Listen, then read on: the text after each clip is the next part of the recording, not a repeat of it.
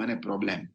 Kichak ing'iyo Cleo matut, ing'iyo ni operationalization kata mondo mi sirkal oti gi pesa, gipogo pesa mitiyo godo e kiwango adek.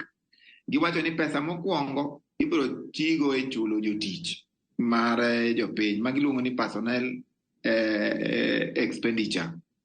Mar ariyo, giwacho ni nitiere okang' mar pesa mibiro tigo in operations and maintenance.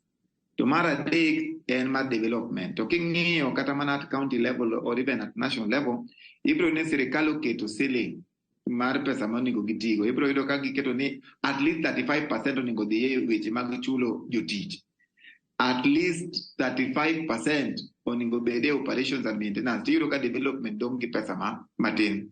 Gima sirkal onego review mana kaka nyawadwa no osewacho, operations and maintenance adieri kidwa keto 35% to develop gige 30%, pod ibedo mana gi shida nikech mane kama kelo wastages. Emi wacho ni at what cost are we doing this program? Watimo tree planting to operations and maintenance expenses mag jogi to chal nade.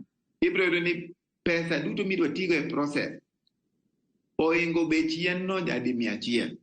Emomiyo sirkal nyaka review the wastages manitie, the loopholes manitiere, mondo mi ceilings moko magiketo ni operations and maintenance obe 35%, personnel obe 35%, to gi development dong gi pesa momatin. Mano kapani is a good strategy ma sirkal biro ng'iyo godo ratiro mar chulo gope.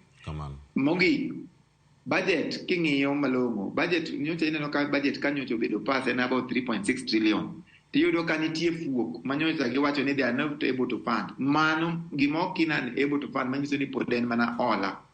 Depo ni sirkal review ane issues mag hola mondo mi wa cut down the budget to what is realistic than gik moko ma pod biro medo wa mana hola. Nikech gima osekonyo gi sirkal masani, hola ka ging'iyo mani pesa ni, the only mechanism magitimo matut en gini duto kaka wawacho ni en hola, kare en hola ka wuok ofuko kuom jopiny. To kigolo ofuko kaka gi continue to erode pockets mag jopiny, to eka economy ni biro medo bedo marach. Erokamano. Haya.